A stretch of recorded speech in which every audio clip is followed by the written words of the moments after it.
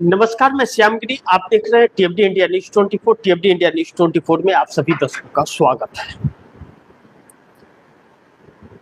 अचानक राजनीति में एक हड़कंप सा मचा है और कहते हैं ना, वह अति हुई है। लेकिन कहते हैं कि विनाश जब होना होता है किसी का तो बुद्धि भ्रष्ट हो जाती है। भले प्रधानमंत्री मोदी विदेश दौरे पर चले गए, अब एक हफ्ते तक नहीं रहेंगे, विदेश घूमेंगे, लेकिन देश को आग के दरिया में झोंक करके गए। अब हिसाब बराबर होगा, यह ऐलान विपक्ष का है।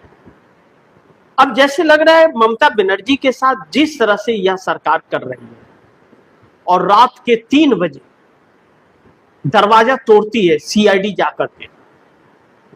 रात को 3 बजे कौन छापा मारता है? रात को 3 बजे छापा कौन मारता है?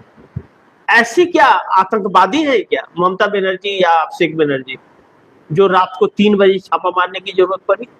या वह देश छोड़ के भाग रहे हैं विजय माल्या, नीरव मोदी, मेहुल चोकसी की तरह? ऐसा तो नहीं है। तो फिर ऐसी जरूरत क्या पड़ी? हकीकत यह है कि ममता बनर्जी के सांसदों को जो 5 करोड़ से 50 करोड़ तक का ऑफर दिया जा रहा था, डराया धमकाया जा रहा था, तभी भी इनका खेल नहीं बन पा रहा है और वह सांसद वापसी कर गए। ममता बनर्जी ने अपनी पार्टी बचा ली। तो अब अभिषेक बनर्जी और ममता बनर्जी पर धावा बोला गया और डराने धमकाने का कार्य चालू है। अब यह अति देख करके एकनाथ शिंदे और चंद्रबाबू नायडू मुलाकात करेंगे ममता से। कहा जा रहा है कि बातचीत हुआ है, इस बात की चर्चा हो रही है कि फोन पर संपर्क हुआ है, बात हुआ है। और इस बात से जिस तरह भाजपा कर रही है, इससे नायडू और शिंदे दोनों आहत हैं। नीतीश कुमार ने तो बड़ी बैठक बुला ली, एमएलसी, विधायक, सांसदों सबकी बैठक बुलाई और नीतीश कुमार भी बैठक में बहुत बड़ा फैसला कुछ करेंगे। और जीतन राम मांझी और उपेंद्र कुशवाहा भी नीतीश के साथ है। अब राहुल गांधी ने एक बयान दिया है और खुला बयान दिया है। राहुल गांधी ने कहा है, जो कुछ किया गया है सबका हिसाब होगा। ममता बनर्जी, अभिषेक बनर्जी और उनकी पार्टी के साथ जो किया है, उन्होंने उसकी भरपाई करनी होगी उनको। हम दीदी के साथ खड़े हैं और अब और नहीं सहेंगे। और राहुल गांधी का एक शेड्यूल आया है जो नई रणनीति पर 17 जून को कोटा राजस्थान में, 10 जुलाई को इलाहाबाद उत्तर प्रदेश, 11 जुलाई पटना बिहार में और 14 जुलाई को दिल्ली में बड़ी सभा करेंगे। अब ऐसे में मुद्दों को जो लिया है राहुल गांधी ने, नीट परीक्षा का डिसेंट्रलाइजेशन, सरकारी परीक्षाओं के आवेदन शुल्क की समाप्ति, पेपर लीक माफियाओं के खिलाफ सख्त कार्रवाई, परीक्षा प्रणाली में जवाबदेही सुनिश्चित करना, नैतिक जिम्मेदारी लेते केंद्रीय शिक्षा मंत्री का इस्तीफा, भर्ती प्रक्रियाओं को समयबद्ध और पारदर्शी बनाना।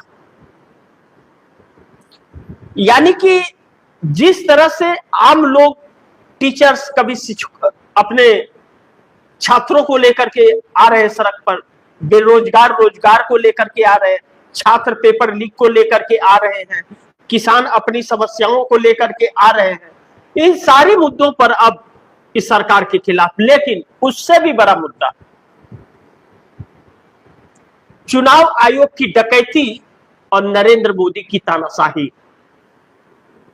अमेरिका के हाथों देश को गुलाम बनाना और ट्रेड डील करना और उससे हो रहे देश के नुकसान, और उसके बाद चुनाव न जीत पाओ तो क्षेत्रीय पार्टियों को 5 से 50 करोड़ एक एक प्रतिनिधि को दे करके खरीद लेना। यह किस कानून में लिखा है कि जो सत्ता में रहेगा, जिसके पास पैसे हैं, दूसरे की पूरी पार्टी खरीद लेगा? और यह पुख्ता सबूत भारतीय जनता पार्टी के खिलाफ है, जो अलग अलग चैनलों पर अलग अलग तस्वीरों में दिख रहे हैं कि किस तरह टीएमसी के सांसदों को भारतीय जनता पार्टी के मंत्री के घर पे बिठाया गया है।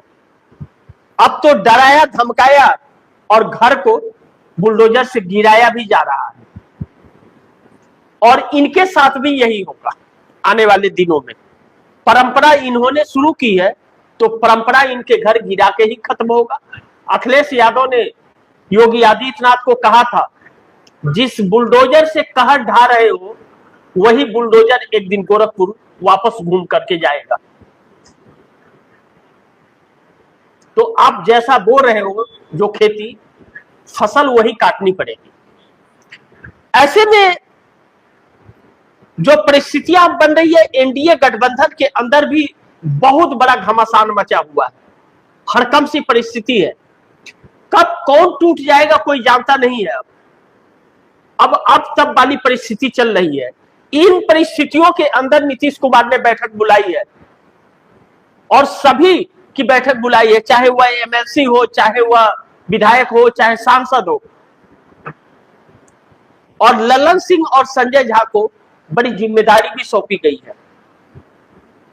बहुत बड़े बड़े फैसले लेने का उनको पावर भी दिया गया है नीतीश कुमार द्वारा, और वह लोग अपने काम पे लगे हुए हैं। इसीलिए संजय झा का बयान, जो इंडियन एक्सप्रेस के अंदर जो लेख उन्होंने लिखा कि कांग्रेस से हमारे संबंध बहुत अच्छे हैं, और ललन सिंह का बयान कि भाजपा गलतफहमी में न रहे कि उसकी सरकार है, हमारे समर्थन से सरकार है। तो नरेंद्र मोदी विदेश चले गए, कहीं विदेश से आते आते ऐसा तो नहीं कि निश्चित ही चले जाए, कुछ भी संभव है। लेकिन मोदी का खेल खत्म कर देंगे एनडीए गठबंधन के 37 सांसद मिल गए तो गिरा देंगे सरकार। जिस तरह से नीतीश, नायडू, शिंदे, ममता बनर्जी को लेकर के अब गंभीर हो गए हैं, और जिस तरह से चीजें चल रही है ममता के साथ, उसी दौर से एकनाथ शिंदे भी गुजरे हुए थे। उसी तरह डरा धमका करके और खरीद फरोख्त उन्हें उस पार्टी को तोड़ के आना पड़ा जिस पार्टी ने उन्हें एकनाथ शिंदे को नेता बनाया था, बाला साहब ठाकरे ने। तो एकनाथ शिंदे तो मुंबई के थाने में 3 व्हीलर ऑटो चलाते थे, बाला साहब ठाकरे ने ही नेता और मंत्री बनाया उन्हें। उस पार्टी को तोड़ने की और आने की जरूरत क्यों पड़ी? आज भी एकनाथ शिंदे के दफ्तर में बाला साहब ठाकरे के ही और उन्हीं के सिद्धांतों पर चलने की बात करते हैं। चले या ना चले, लेकिन बात उनकी करनी पड़ती है उनको, अन्यथा एक भी वोट मिलना मुश्किल हो जाएगा। ऐसे में राहुल गांधी का बयान आना और ममता बनर्जी की आंखें नम हो जाना, अब जो ममता बनर्जी शेरनी कही जा रही थी, जब उनकी पार्टी नहीं टूट रही है और लास्ट में 19 के 2/3 नहीं जमा हो पाए, पार्टी नहीं टूट पा रही, सिंबल नहीं छीना जा पा रहा है, तो 5 करोड़ से लेके 50 करोड़ तक का लालच देना और धमकाना, यहां तक कि सांसद और विधायक अपने घर छोड़ छोड़ के भाग गए हैं, जैसे उन लोगों ने बहुत बड़ा क्राइम किया है।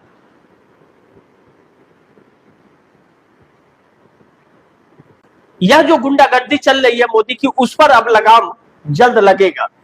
लेकिन ऐसे में इंडिया गठबंधन की तैयारी, अब लग रहा है कि इंडिया गठबंधन एक है। जो राहुल गांधी के बयान आ रहे हैं वही बयान अखिलेश यादव के आ रहे हैं, वही उद्धव ठाकरे और शरद पवार के बेटी सुप्रिया सुले की तरफ से आ रहे हैं, वही तेजस्वी यादव की तरफ से, और वही अब ममता और अभिषेक बनर्जी को लेकर के राहुल गांधी ने जो बयान दिया है कि ममता और अभिषेक बनर्जी के साथ जो किया जा रहा है उसका हिसाब बराबर होगा, उसका जवाब भी देना पड़ेगा।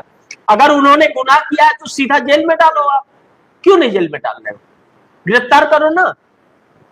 रात को 3 बजे घर के दरवाजे को तोड़ना, जाना, छानना, फूकना, कुछ न मिलना, मतलब क्या है? जेल डालो। लेकिन जेल डालने की इनको हिम्मत नहीं है, या सिर्फ उन्हें मानसिक तौर पर प्रताड़ित कर रहे हैं ताकि वह इनकी बातें मान करके इनके साथ आ जाए, बस। और वह होता हुआ अब नजर नहीं आ रहा है। ऐसे में नीतीश और राहुल गांधी, इन दोनों के बीच कहा जा रहा है कि संपर्क हुआ है। इस बात की चर्चा बड़ी तेजी से चल रही है कि दोनों संपर्क में आ चुके हैं पूरी तरह से, और उस संपर्क के बाद ही बैठक नीतीश कुमार की बुलाई गई है, यह बात कही जा रही है। चर्चा इस बात की बड़ी तेजी से चल रही है। और अगर यह सच है तो नीतीश कुमार 12 नहीं 13 सांसद हो रहे हैं। जीतन राम मांझी भी उन्हीं के साथ है। तो जेडीयू, क्या हम माने कि इंडिया गठबंधन के साथ जाने के अपने रास्ते तैयार कर चुकी है, जो नरेंद्र मोदी सरकार के लिए संकट पैदा कर रहा है? लेकिन ममता को बीजेपी जेल भेजनी चाह रही है, जेल भेजने की तैयारी भी कर रही है। जाति को लेकर के, जो धर्म को लेकर के जो नरेंद्र मोदी और अमित शाह और भाजपा वाले लगातार कहते हैं सनातन सनातन सनातन, मनुस्मृति को मानने वाले सनातन की बात करते हैं। धर्म इनके लिए मायने नहीं रखता। धर्म की आड़ में वोट की राजनीति और वोट चोरी की राजनीति यह करते हैं। नहीं तो 4000 ईवीएम मशीन कैसे जल गया? सरकार जवाब देना। चुनाव आयोग कहां ढुका हुआ है? कौन सी बिल में? जवाब नहीं दे रहा है, कैसे आग लग गया? अगर ईवीएम मशीन को बचा नहीं पा रहा है चुनाव आयोग, तो उसके इतना कमजोर और कायरता किसी के अंदर हो ही नहीं सकती। हुआ व्यक्ति 1 सेकंड के लिए उस कुर्सी पर बैठने के लायक नहीं है, जिसे सिर्फ सत्ता की आवाज सुनाई देती है। और वह ईवीएम सुप्रीम कोर्ट के अंदर उस ईवीएम को लेकर के पिटीशन पड़े हुए थे, फिर वह ईवीएम कैसे जल गए? 10 विधानसभा सीटों के वह ईवीएम थे, 4000 ईवीएम, और उन सीटों पर 100% धांधलेबाजी हुई है, तो फिर जल कैसे गया?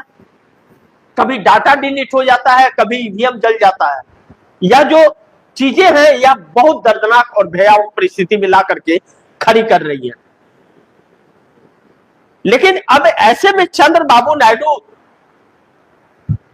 को मोदी शाह अगर मजबूर करते हुए, जिस तरह से मोदी शाह की रणनीति है, जिस तरह से कर रहे हैं, और जिस तरह से अब विपक्ष को खत्म करने की कोशिश, अपने सहयोगी दलों को खत्म करने की कोशिश की जा रही है, इससे अब चंद्रबाबू नायडू मजबूर हो रहे हैं समर्थन वापस लेने के लिए। इस बात से इंकार नहीं किया जा सकता। और यही चीजें अगर चलती रही और राहुल गांधी जिस तरह से प्लान सेट कर रहे हैं, जिस तरह से ऐलान उन्होंने कर दिया मुद्दों का और तारीखों का, उस तरह से लगता है कि एनडीए गठबंधन के ही 37 सांसद मिलकर के नीतीश नायडू शिंदे के इस सरकार को गिरा देंगे आने वाले दिनों में। इस बात से भी हम इंकार नहीं कर सकते। तब तो हम कह सकते हैं कि पीएम मोदी निश्चित ही जाएंगे। अब यही हरकतें अगर रही तो इसमें कोई डाउट तो होना नहीं चाहिए किसी को।